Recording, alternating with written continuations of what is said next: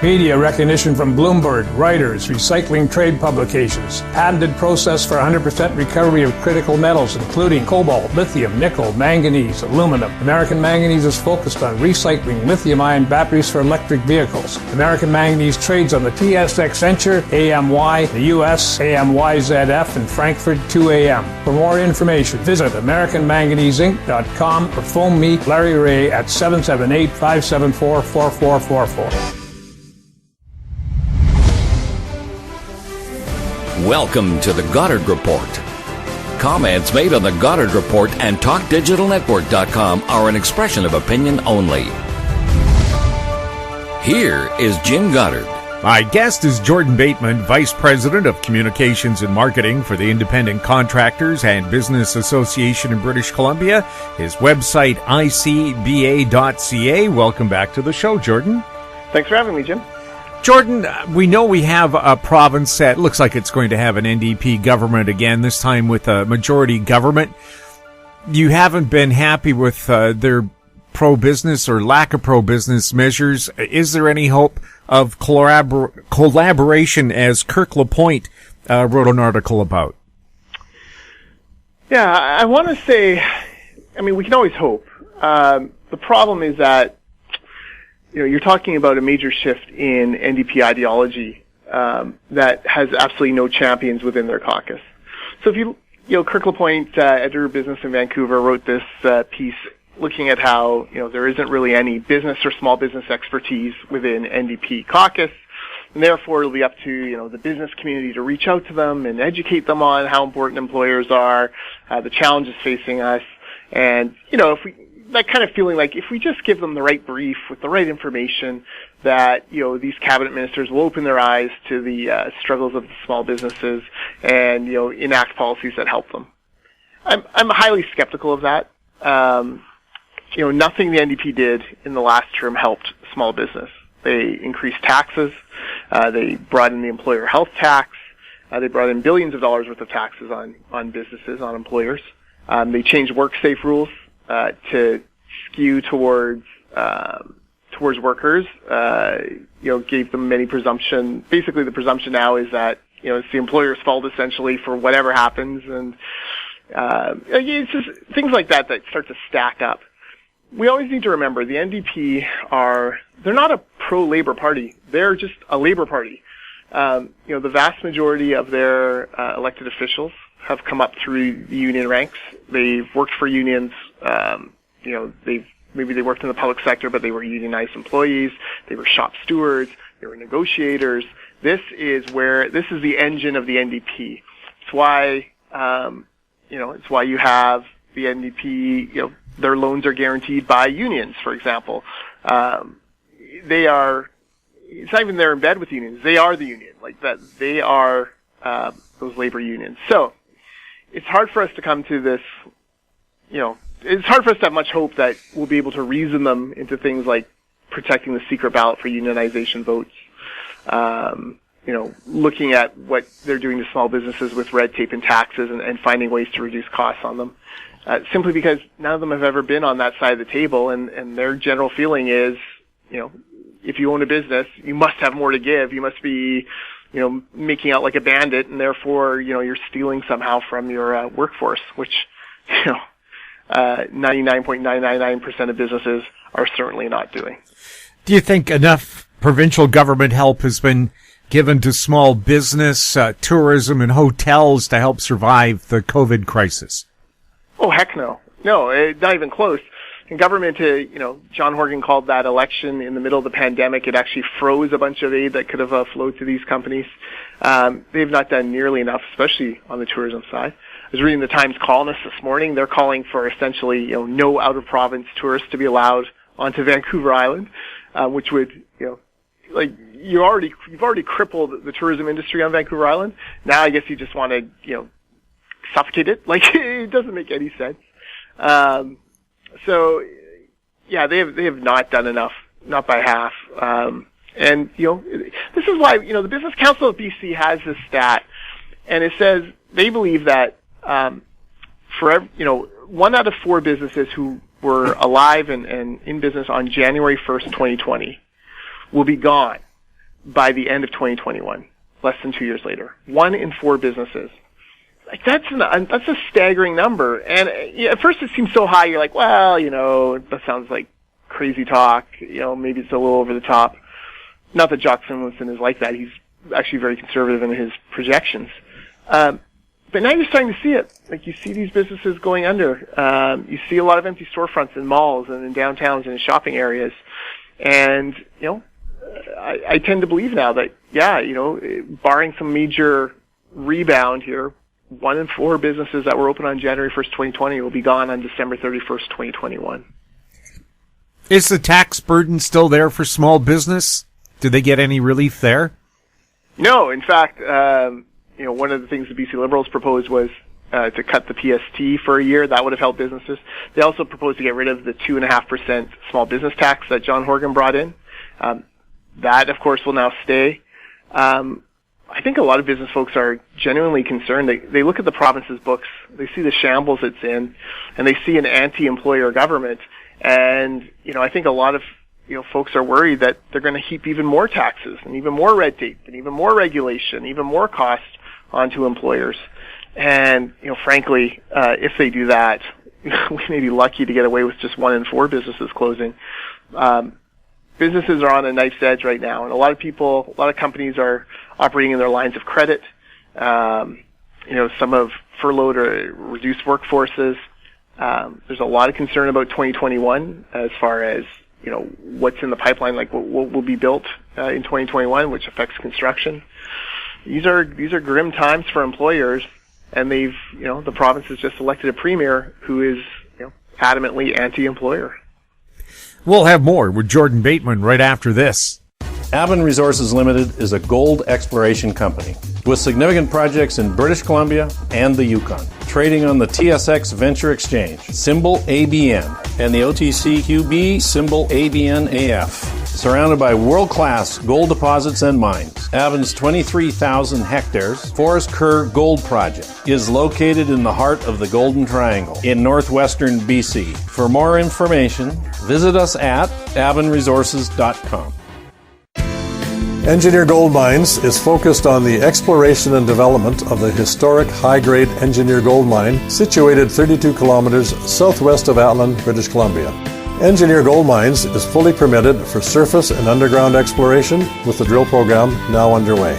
Engineer Gold Mines Limited trades on the TSX Venture Exchange, symbol EAU. For more information, please visit us at engineergoldmines.com. Welcome back. We're speaking with Jordan Bateman. Jordan, Calgary International Airport's going to do an experiment. In fact, it's already started, where visitors are tested for COVID when they arrive, and if they're cleared, they can leave quarantine in a few days rather than 14 days, which means if you're a tourist heading for Canada, that's probably the place you want to go. Should Vancouver International look at the same thing too, with encouragement from the provincial government? Yeah, look, one of the frustrating things I think for a lot of businesses, and the airport is certainly a business, is the lack of rapid testing.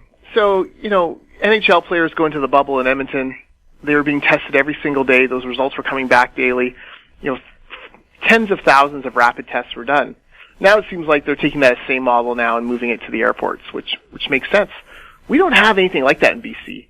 Rapid testing in BC means, you only had to wait 24 hours for a result instead of, 72. It's perplexing to me why the Provincial Health Authority hasn't put more investment into rapid testing, why that doesn't seem to be a priority for Dr. Henry.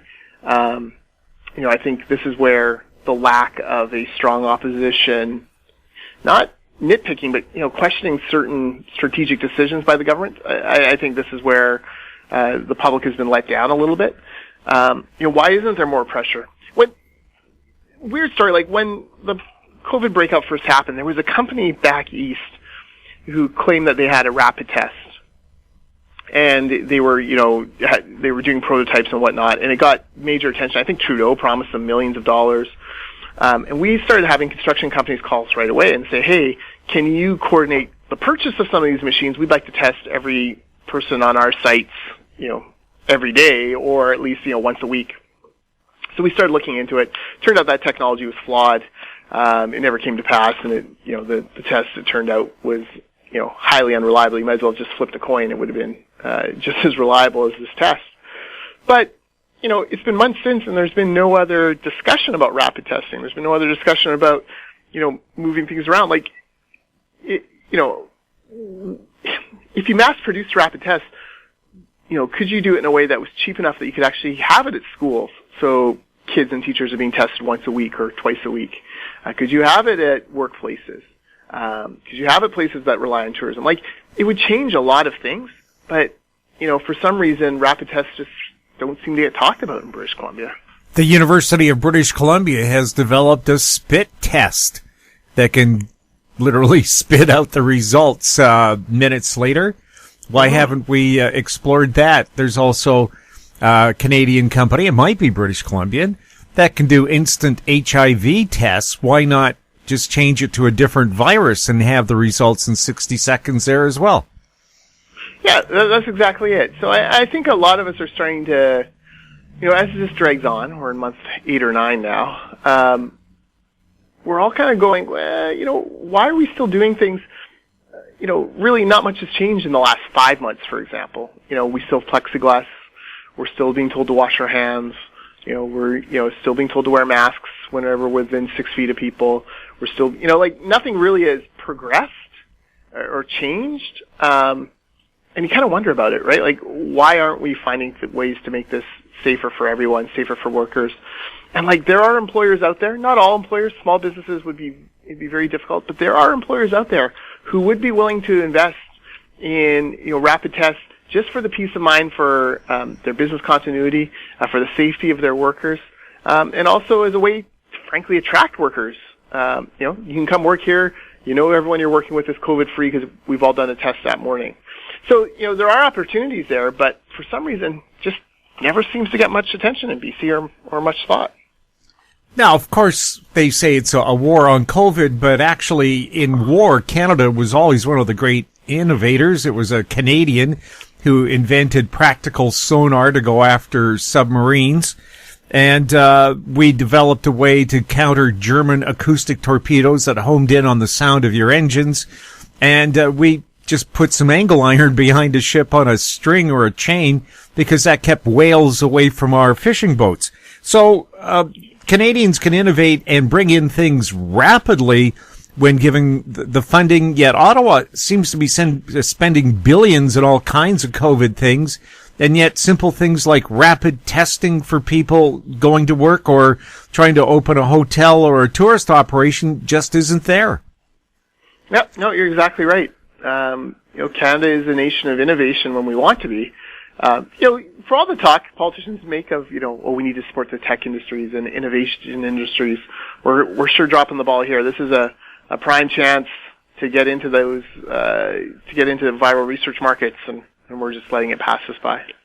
We'll have more with Jordan Bateman right after this. Value from success. Growth in discovery.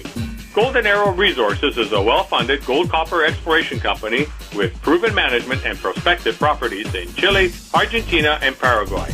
Golden Arrow trades on the Toronto Venture Exchange, symbol GRG, on Frankfurt, symbol G6A, and the OTCQB, symbol GARWF. For more information, visit us at goldenarrowresources.com or call Sean at 778-686-0135. Don't miss out. Stay informed. Receive the HowStreet.com weekly recap with thought-provoking podcasts, radio, and articles delivered to your inbox. Sign up for the HowStreet.com weekly recap on our homepage at HowStreet.com. Welcome back. We're speaking with Jordan Bateman. Jordan, Vancouver City Council has voted unanimously to bring in a city auditor general. Is that a good move for taxpayers to know if their money's being spent wisely or not? Yeah, I certainly don't think it's going to hurt anything. Having another set of eyes on the books would be helpful. Municipal finances often are very, they're hard to decipher. They're hard to see through, and that's on purpose by bureaucrats and councils who don't want to rock the boat politically. Mayor Kennedy Stewart, NDP mayor, actually lashed an NDP premier yesterday for not putting up enough money to help municipalities or to help his city out during COVID. My frustration with Vancouver City Hall, there's several. First of all, they floated the idea again of mobility pricing, or basically charging people to go into downtown Vancouver. That, of course, would devastate businesses in downtown Vancouver. It's already going to be hard enough to attract people back downtown once COVID is gone. Now you're going to make it, add an extra charge on top of that. That doesn't make a lot of sense. Some of their environmental policies sound great, in theory about reducing greenhouse gas emissions, but will add tens of thousands of dollars to the cost of housing, making housing even more unaffordable in Vancouver. The thing that I was kind of stunned this morning was Dan Fumano in the Vancouver Province had a piece on Kennedy Stewart complaining about how they're not getting enough money out of the provincial government. And, we're 9 months into a pandemic, and, the city of Vancouver, the mayor says, we're, looking at cost reductions, and we're looking at staff reductions. Like, dude, every private business in the country has been dealing with this, in the world has been dealing with this for 9 months. Many have had to make really tough decisions about cutting costs, cutting, freezing pay, cutting raises, letting people go, furloughing workers. And yet somehow, government just kind of continues to tick along, no problems. 9 months in, why are you only thinking of this now? I mean, it was in May that he was claiming the city was bankrupt, for Pete's sake, and that didn't trigger, some hard cuts. So it's a bit, Vancouver's a weird place. It's very disorganized. The councillors are very much trying to advance their own political ideologies and agendas instead of doing the thing that municipal government should do, which is, take care of infrastructure, make sure people have clean water, clean sewer, set the conditions as best you can for reasonable planning and growth and housing. So just another day in Vancouver, I guess.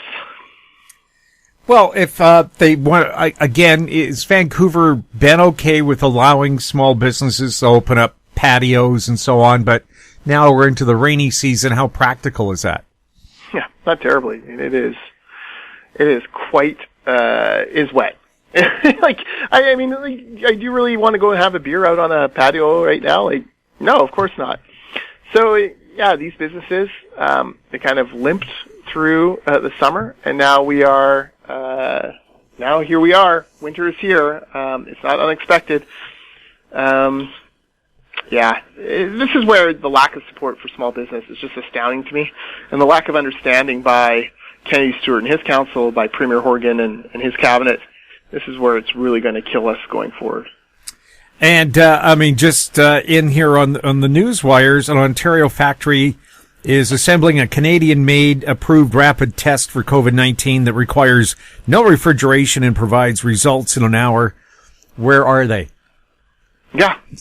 How great would that be? And the thing is, if you had those rapid tests, you could almost start opening up sports venues or theaters.